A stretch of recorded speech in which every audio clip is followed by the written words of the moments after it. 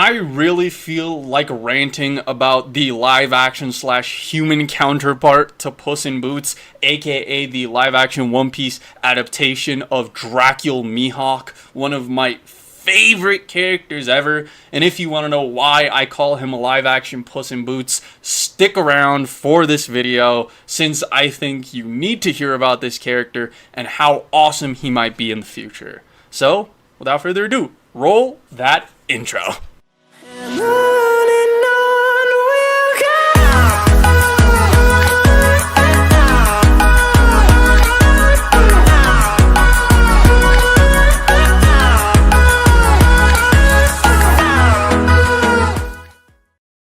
To me, Dracula Mihawk is such an interesting character with how he was portrayed and set up in early East Blue, or even actually late East Blue, especially when it comes to the One Piece live action. How they demonstrate his pure amount of power by easily wiping out the Don Creek pirates, this time to no return. Me personally, I did actually watch the One Piece anime and even read its manga, but do not worry, this will not have any information containing the One Piece anime's version of Dracula Mihawk up until the East Blue's ending, meaning there will be no spoilers for anything past what's already out in the One Piece live action. One major difference you will or might see though in the anime and live action is that Dracula Mihawk did not end up killing or completely destroying the Don Creek pirates on his own, as in fact in the anime, Luffy and the Straw Hats actually had a battle with the Don Creek pirates on the Barati 8. Obviously, the fact that he did attack the Don Creek pirates is true even for the anime continuity, but him outright killing them was a One Piece live action exclusive, or at least there not being a Straw Hats versus Don Creek pirates encounter. On the other hand, everything else is also pretty cool.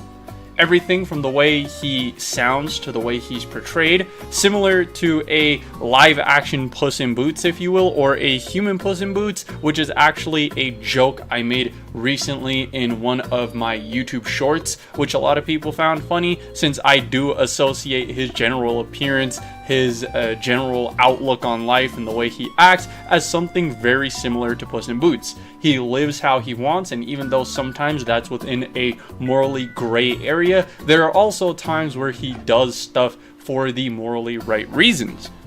And in this case, he let Luffy live because he saw potential in the young pirate and even was aware of him being Garp's grandson. This all just led him down a path of wanting to see how he progressed, and even led to him encountering Shanks once again, who are old friends. I'm not exactly going to go over the type of relationship they had, since that hasn't fully been revealed in the live action yet, but him actually appearing to Shanks, having a conversation, and even being on friendly terms with him is a very interesting twist of events, and I really like the way they come forth with that. On top of that, obviously he has a lot of precedence in the story, and most likely will have precedence to the very end, since he is the strongest person, or at least the strongest sword user in One Piece in the current age, meaning he's going to be very relevant to Zoro's story, not only in the future as a goal, but obviously someone he needs to surpass and actually defeat, meaning he's most likely going to be reserved for near the end of One Piece, at similar points to the Straw Hats discovering the One Piece, as it may be, with Zoro achieving the status of world's strongest swordsman, to contrast Luffy becoming the Pirate King. It would have to be reserved for that final stretch. But this obviously isn't a rant about Luffy or Zoro or even those positions, but instead about Dracula Mihawk and how he is one of my all-time favorite One Piece characters, even now just in the live action. I actually personally really like the actor they ended up casting for Dracula Mihawk, and I do think he fits the role very well, and even brings some comedic aspect to the role, as in the anime, Mihawk is seen as a very serious character, and this breaks that up and makes it feel a little more like One Piece. So me personally, once again, I really enjoy the live action portrayal of Dracula Mihawk. And I think he has a lot of potential in this specific series going forward, especially in upcoming arcs, which I won't even be mentioning, as I do know there are a lot of people who would rather stay in the dark on this subject. But for what I think Mihawk is going to mean for the future of One Piece, I think in the live action he's gonna portray not only a teacher role at some point in the future, he's not only gonna be a antagonist, but inevitably someone who could be relied on by the Straw Hats, as that is a recurring theme in One Piece.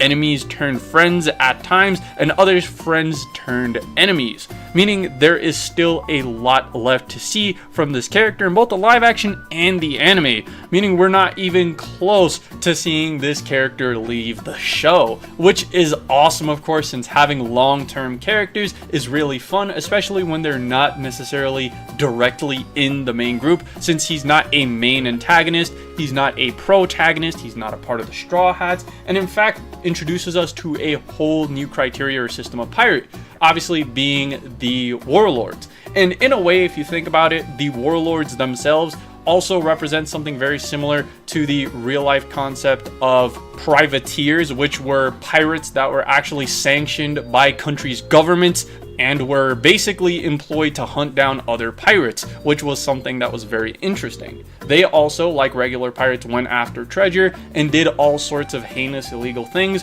but obviously since they did get rid of, or at least helped balance out, the pirate problem, they were given pardons on most of these occasions.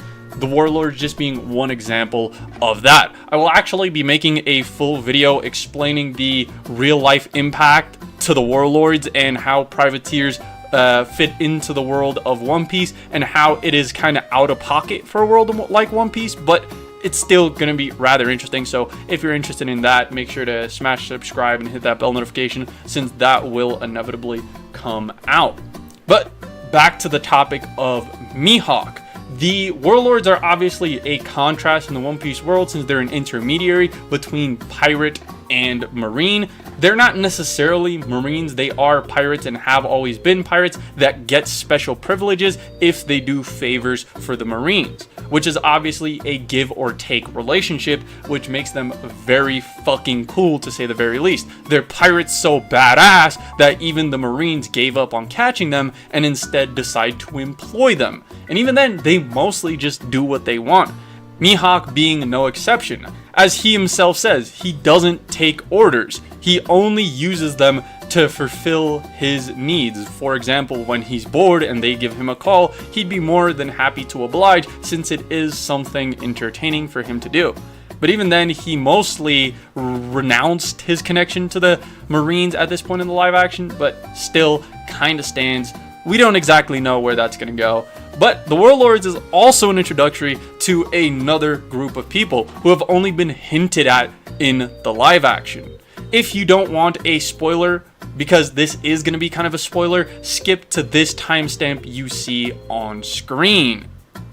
So, the group I am obviously talking about, to those who are sticking around, are the 4 Emperors of the Sea, who consist currently of Shanks, Big Mom, Kaido, and Whitebeard, characters who only one of have been introduced in the live action so far, and 2 of, or rather 3 of, have actually been replaced in the anime and manga.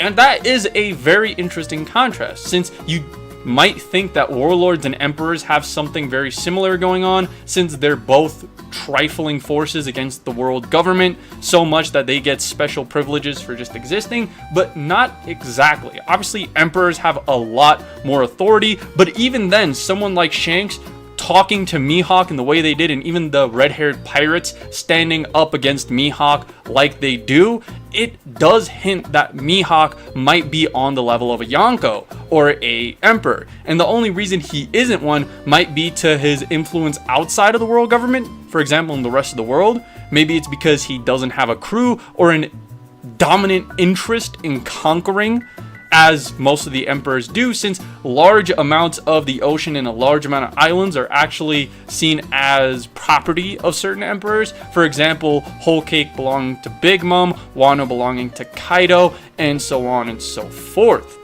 But now that we have that emperor tad bit out of the way, the relationship between Shanks and Mihawk is actually fairly interesting, as it obviously references that they might have fought in the past. Knowing though if Shanks or Mihawk won is kind of unclear.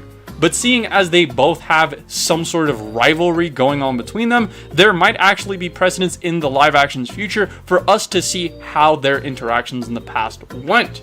Meaning there's still a lot to explore on Mihawk this early in the series, and even later in the anime and manga, which I'm refraining from talking about for the most part. Leaving us mostly caught up to what's going on with Mihawk in the live action. And up until this point, it's been fairly interesting, and I can't wait to see what they're going to do with him going into the future. When it comes to Mihawk's return to the live action, I don't see him returning in Season 2, but I do see him appearing once again in Season 3 or 4, depending how long Season 2 and 3 are obviously going to stretch. That might actually push him all the way back to something like Season 4 or 5. It really just comes down to how much Oda is planning on putting into each season of the live action show and how long each season takes to release. And me personally, I am actually hoping for more episodes per season, but I do understand why they're condensing it to 8. There would be one more arc I would have liked to see them cover in this specific season, that being Logtown, which is actually going to be the first episode of the next season. No major spoilers here. It practically was announced at the ending of the last episode. And yeah, for now, that's most of the information we have on Dracula Mihawk. He won't be appearing in the live action for at least another, well, unless Oda plans on letting the live action team explore more of Mihawk's backstory early on in the story, which would be very entertaining considering he was kind of out of the frame of picture in the anime and manga for a long time before becoming relevant again. And yeah, that's pretty much all I could think of on the topic of Mihawk in the live action. Since I don't really want to talk about anime Mihawk here, I'm going to just leave the little rant I've been going on off here just to say that I have really enjoyed the One Piece live action, and Mihawk's character has been entertaining me so much, and I cannot wait to see more of him and his connection to characters like Garp and Shanks in this series. And I really just love the fact that he is way more prominent here than he originally was this early on in the anime or manga. But at this point, I am just rephrasing or repeating things I've already said, so I'm gonna stop going on this gerblabble that I've been going on, and I'm just going to say this: if you haven't yet, go check out the One Piece live action. It's amazing. If you are an anime watcher that disagrees with my opinion about the live action, let me know in the comments, since everyone's opinion is actually valid and I would love to hear you out. Just remember, to me personally, the live action was amazing and I really do love it. But considering this is the end of our little rant, what is your favorite One Piece character and why do you love them so much? Let me know in the comments down below. And without further ado, my Discord link is down in the description, and so are all my socials. Without further ado, this has been your boy Six. Peace! 2, 3, let's go!